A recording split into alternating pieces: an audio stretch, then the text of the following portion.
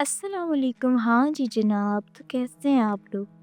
میں امید کرتی ہوں آپ سب خیریت سے ہوں گے اور خوش و خرم ہوں گے۔ میں ہوں ایمان اور میں آپ کی خدمت پہ کہانیاں لے کے آتی رہتی ہوں۔ آج بھی اسی غرض سے آپ کی خدمت میں حاضر ہوں۔ کہانی کو آخر تک لازمی سنیے گا۔ چلتے ہیں کہانی کی طرف۔ یہ کہانی ہندوستان سے ایک شخص کی ہے۔ کہانی کو آخر تک لازمی سنیے گا۔ ایک پلیٹ فارم کی کہانی ہے۔ اس پلیٹ فارم سے جو بھی ٹرین 2:10 پر گزرتی ہے اسے شراب لگ جاتا ہے، جس کے اثرات کم از کم 100 کلومیٹر تک نہیں جاتے۔ 100 کلومیٹر دور ایک مندر ہے جس کے پڑوس میں ہی ایک ولی اللہ کی درگاہ ہے۔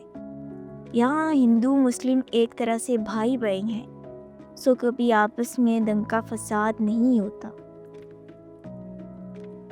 ٹرین اور ٹرین کے لوگ یہاں پہنچ کر شانت ہو جاتے ہیں، کیونکہ انہیں بھاری یقین ہوتا ہے کہ ٹرین کے ساتھ چمٹے بھوت پریت اب ان کا کچھ نہیں بگاڑ سکتے۔ یہ چیز جسے یقین کہتے ہیں بڑے کام کی چیز ہوتی ہے۔ اسی میں معجزے، کرامات، انہونیاں چھپی ہوتی ہیں۔ چنانچہ جسے جیسا یقین ہو قدرت اس کے ساتھ ویسا ہی برتاؤ کرتی ہے۔ کچھ لوگ مرنے کے بعد یقین ہی نہیں کرتے کہ وہ مر چکے ہیں، تو شاید وہی لوگ دنیا کے لیے بھوت پریت بن جاتے ہیں۔ میں ٹرین میں اپنی سیٹ پر بیٹھ چکا تھا، مگر ابھی تک سومایا نہیں پہنچی تھی۔ وہ میری دلہن ہے، بالکل نئی نویلی دلہن، جسے ابھی صرف 1 سال ہی ہوا تھا شادی کیے۔ اس کے ہاتھوں پر مہندی کا لال رنگ ابھی بھی اتنا ہی شدت سے چڑھتا ہے جتنا کہ کسی کنواری کے ہاتھوں پر۔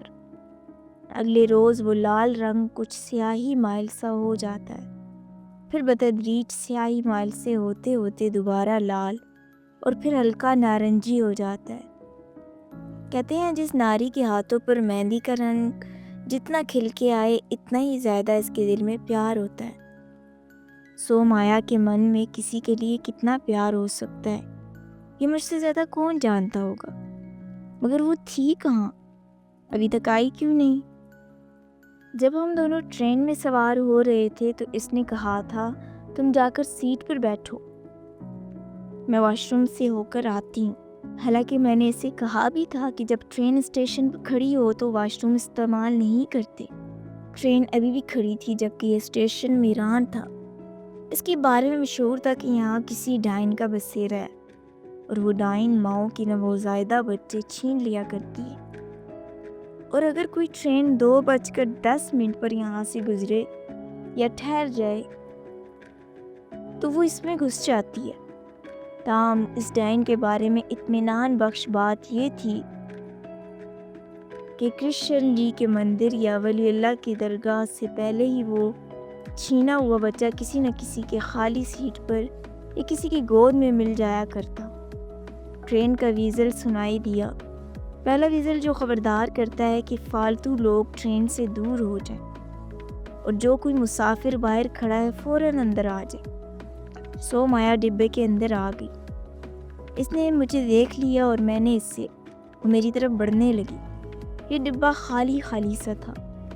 میرے سامنے والی سیٹ پر محض ایک نوجوان براجمان تھا اور اس کی مخالف سیٹ پر صرف ایک میں تھا، حالانکہ وہاں 4 بندے بیٹھ سکتے تھے۔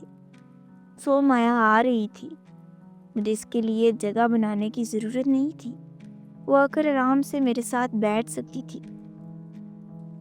مگر جب وہ میرے قریب آئی تو میں ایک دم سے تشویش میں مبتلا ہو کر کھڑا ہو گیا۔ اس کی جھولی میں ایک نوزائیدہ بچہ تھا۔ یہ کون ہے؟ میں چلایا۔ وہ بولی چلاؤ تو مت، بچہ ڈر جائے گا۔ مگر یہ کس کا بچہ ہے؟ اپنا ہی ہے، وہ مسکرائی۔ پچھلے ڈبے میں چھوٹی خالہ بیٹھی ہیں، انہوں نے اسے مجھے پکڑا دیا۔ بولنے لگیں ذرا میں اپنے سب سامان اچھی طرح سیٹوں کے نیچے ٹھونس لوں جب تک تم اسے سنبھالو۔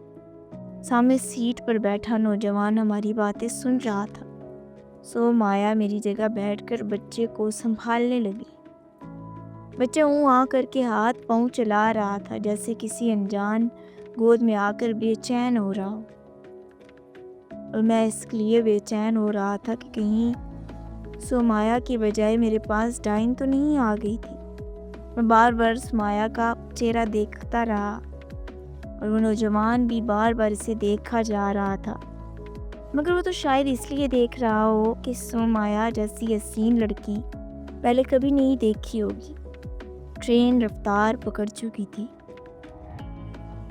میں نے کھڑکی کے باہر دیکھا، دور آکاش پر کالے بادلوں کے غول ایک دوسرے سے ٹکرا رہے تھے، مگر ان کی گھن گرج سنائی نہ دے رہی تھی۔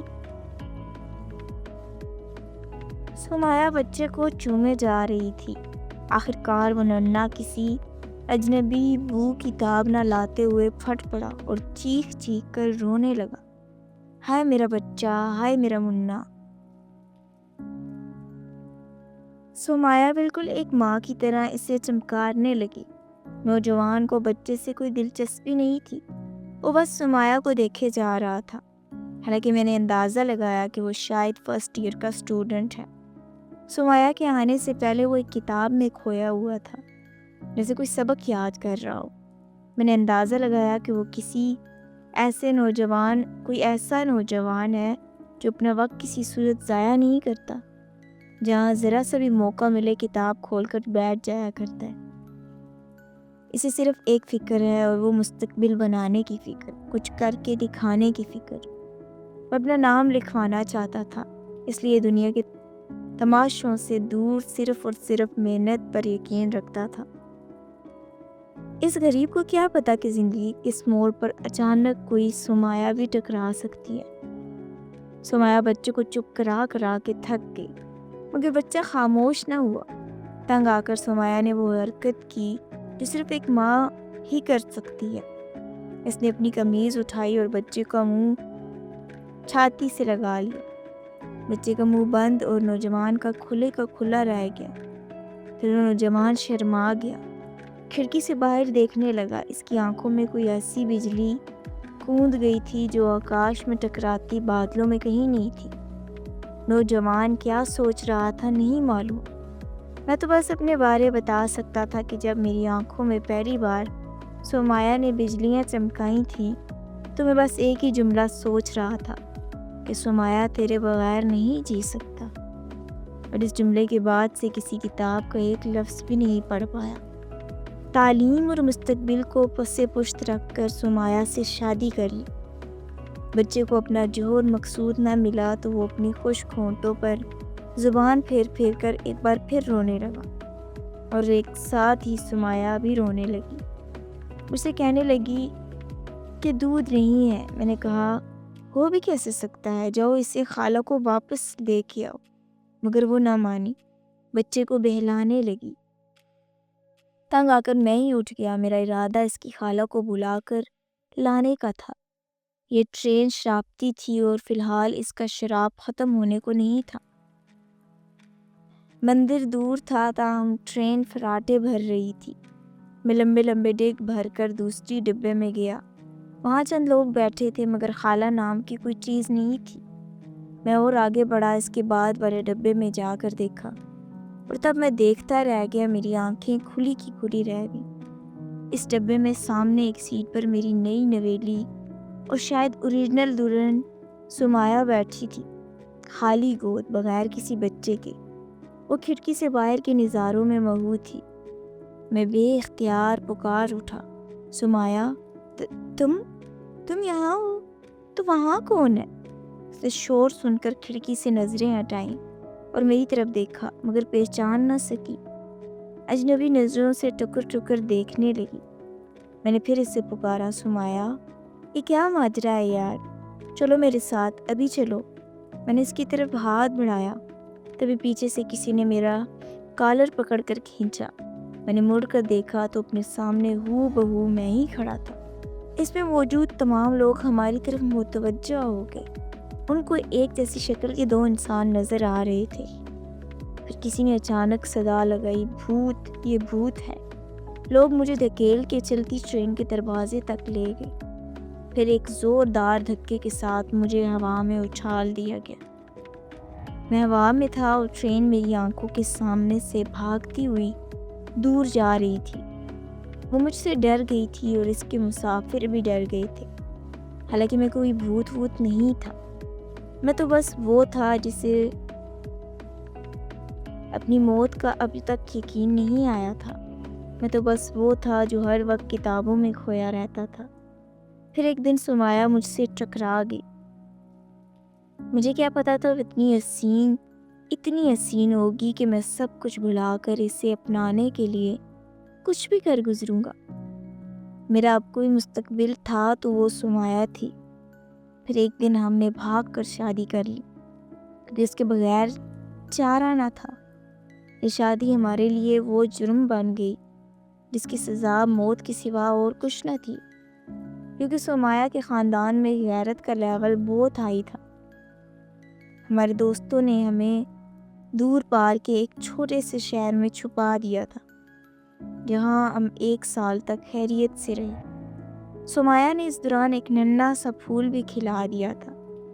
ہمارا بچہ اتنا پیارا تھا کہ محض ایک نظر بھر کر اسے دیکھنے سے ہی ہماری سزا معاف ہو سکتی تھی، مگر جو لوگ ہمیں ڈھونڈ رہے تھے وہ نہایت ہی کٹھور نکلے۔ وہ سر پر آن پہنچے تھے۔ میں اور سمایہ قریبی ریلوے اسٹیشن کی طرف بھاگے۔ 2:10 پر ہم ایک ٹرین میں چھپے، خوف سے تھر تھر کانپ رہے تھے۔ ٹرین چل پڑی۔ میں نے سمایہ کو تسلی دی، لگتا ہے ہم ان کی نظروں سے بچ گئے۔ سمایہ چپ تھی، مگر اسے افراتفری کی وجہ سے بچہ بے تحاشا رو رہا تھا۔ میں نے کہا اسے دودھ پلا دو۔ اس نے قمیض اوپر کر کے دودھ پلانے کی بہت کوشش کی، مگر دودھ آیا ہی نہیں۔ خوف کی شدت سے وہ خشک ہو چکا تھا۔ بچے کے رونے سے دیگر مسافر ناگواری محسوس کر رہے تھے۔ میں نے کہا لاؤ اسے مجھے دے دو۔ وہ منہ کو میری طرف بڑھانے لگی، مگر پھر یکدم واپس کھینچ کر اسے بھینچ لیا۔ اس کی نگاہوں میں دوڑتا خوف موت کی سرخی بن گیا۔ میں سمجھ گیا کہ ہمیں موت کی سزا سنانے والوں کو اس نے دیکھ لیا ہے۔ تبھی یک با یک میرے دل سے ایک شدید دعا نکلی، ہائے اللہ ہمیں ان کے ہاتھ لگنے سے پہلے ہی موت دے دے۔ ہم نے جو غلطی کی تھی اس کے عوض ایک ایک لمحہ خوف میں گزرا تھا، ہمیں اس خوف سے اب مکتی دلا دے۔ یہ خواہش اتنی شدید تھی کہ لا آف اٹریکشن کا قانون فوری حرکت میں آ گیا اور بھاگتی دوڑتی ٹرین پٹری سے اتر گئی۔ یہ جانے سے کیا حادثہ پیش آیا، سمایہ کے ہاتھ سے بچہ چھوٹ کر جانے کہاں جا گرا۔ ہم دونوں اب ہر طرح کے خوف سے آزاد یعنی مر چکے تھے، اور ظاہر ہے ہمارا لاڈلا بھی کہاں بچا ہوگا۔ ہاتھ سے چھوٹ کر کہیں کھو جانے کا یہ مطلب تو نہیں کہ وہ زندہ بچ گیا ہوگا۔ ایک ماں کے بچے میں جان ہی کتنی ہوتی ہے، مگر یہ بات سمایہ مانے تب نہ۔ مجھے بھوت کہہ کر ٹرین سے باہر اچھال دیا گیا تھا۔ یہی سب یاد کرتے کرتے میں دھم سے زمین پر آن گرا۔ ٹرین گزر چکی تھی۔ قدموں کی چاپ نے سمایہ کے آنے کی خبر دی۔ میں نے اس سے پوچھا کیا بالکل تمہاری شکل کی کوئی دوسری تمہاری بہن بھی ہے؟ بولی نہیں تو پھر وہ کون تھی؟ اور وہاں بالکل میری ہی جیسا ایک آدمی بھی تھا۔ وہ مجھے ایک ہاتھ سے سہارا دے کر اٹھاتے ہوئے بولی جب ہم مر جاتے ہیں تو ہمارے جیسا ہی کوئی دوسرا پیدا ہو جاتا ہے۔ مگر کیا؟ میں نہایت دکھی دل سے پوچھا، کیا ان کا نصیب بھی ہمارے جیسا ہی ہوتا ہے؟ ایک سوال تھا اور یہ سوال ہی بن کے رہا، اور ہم اس دنیا سے جا چکے تھے۔